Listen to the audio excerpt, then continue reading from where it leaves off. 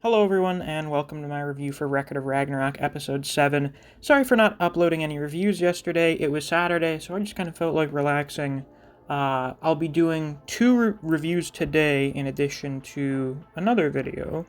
And tomorrow I'm going to do 4 reviews to finish up the season, get through the last fight.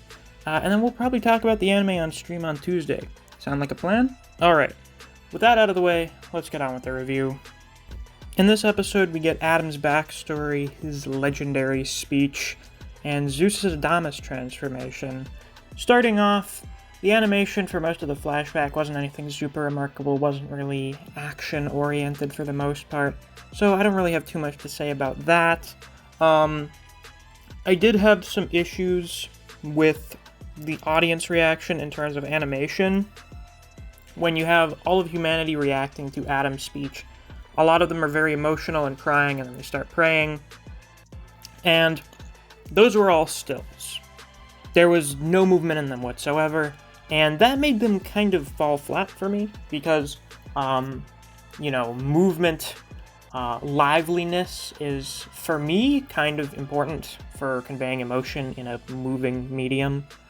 So when you have, all the people in the audience crying and praying and stuff like that, but they're not moving, it's just still images, it's just kind of like, oh, I've been not really feeling much from this. Now, where we did get some really good animation this episode was with Zeus's Adamas transformation. That was pretty well done. That was pretty fluid. I think that's probably my favorite piece of animation we've gotten thus far. That actually looked pretty solid. Big fan of that.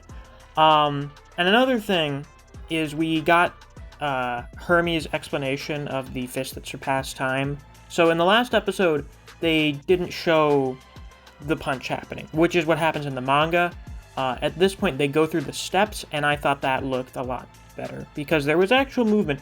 It was kind of like the after image movement, like you had in Thor's backstory. So it didn't look amazing, but it looked pretty alright. We got animation for Loki showing up. We'll talk a little bit about Loki. That looked pretty good. We got Gaul crying.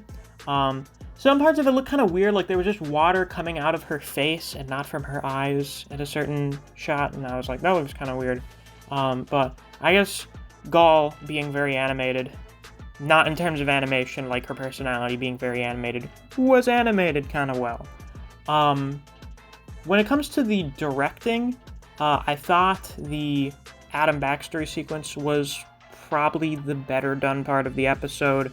With Zeus's Adamas transformation, I'm not the biggest fan of the way it was portrayed with everything else put in combination. Like, the animation was good, but I thought the music choice could have been a bit better.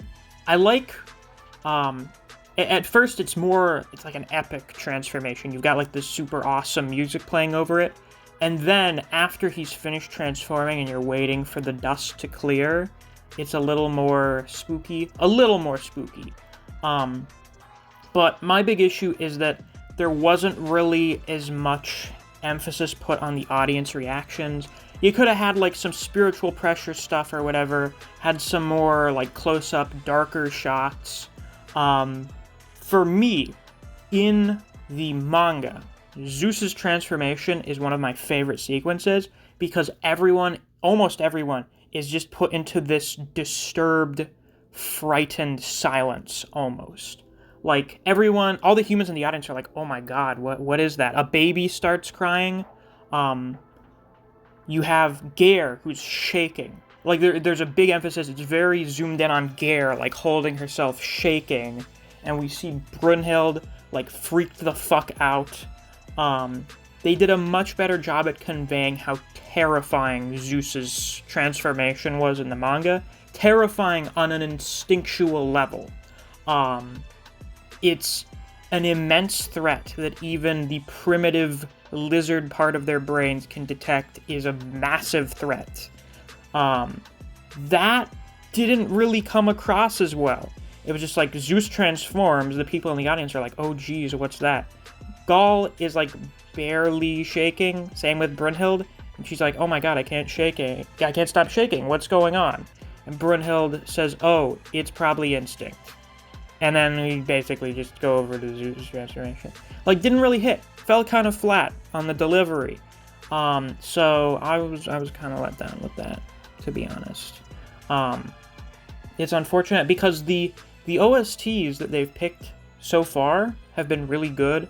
I wouldn't say the ones for this were bad, but I kind of wanted something a little creepier, because Zeus's transformation is creepy. It's gross.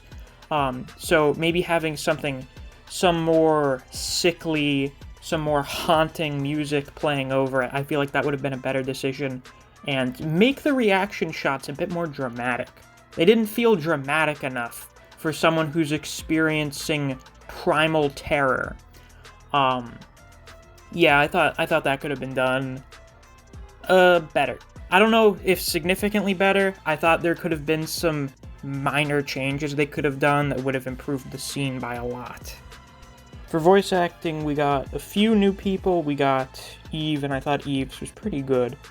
Eve is much more of a side character than most of the other characters in the series. I mean, she's pretty much just an audience character for the most part, other than her involvement as a plot point in Adam's backstory. So she was pretty good. But we got Loki's introduction, and I thought Loki's VA is actually a pretty good choice.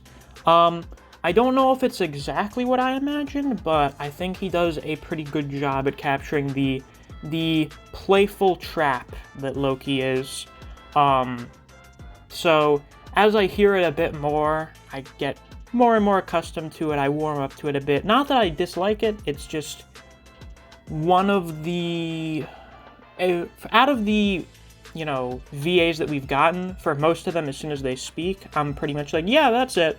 With Loki's, I was just like, yeah, it's pretty alright. Not exactly what I thought it would be, but as it goes on, I get more and more cool with it. It's kind of like Jogo in the Jujutsu Kaisen anime, where he first showed up, and we heard his lines, and I was kind of like, I don't know. But then as he showed up more and more, and we got more lines out of him, I was like, yeah, he's pretty good. So that's kind of the case with Loki as well. Other than that, pretty much same level of performance from everyone else. Brunhild was good. Gull was pretty good. We had more of Zeus. Zeus, of course, getting a little more serious in the fight, and I thought he was pretty solid as well. I don't know if Zeus's voice is exactly what I would have wanted for him. Just hearing it more and more, something about it seems slightly off from what I expected, but by no means is it bad. So, yeah, that's pretty much what I had to say for this episode. We're going to get into the next episode, episode 8, later today. I already know it's in episode 8. So, we're going to see if that is all it's been cracked up to be. Yeah, so I guess look forward to that. I assume a lot of you have been looking forward to my reaction to that, because I have not actually watched the scene. I've just heard about it non-stop for like the last 3 days. So, we'll see what I think of it when we get there. So yeah, with that, that's all I have to say about episode 7 of Record of Ragnarok. If you enjoyed, please be sure to like, comment, subscribe, and click that notification bell so you don't miss any of my uploads.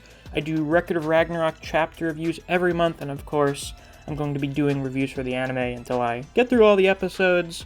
If you enjoy other series such as Jujutsu Kaisen and Kengan Omega, I do videos in this series as well, so you should check out my channel if you're interested. You should also go and subscribe to my backup. I have that link down in the description. Since I have 2 strikes on this channel, if I get a 3rd, it's game over. So you should go and subscribe to that just in case anything happens to this one. If you enjoy discussing Record of Ragnarok with other people, or you just enjoy the content I produce on this channel, I highly suggest you check out my Discord server. I have linked to that down in the description.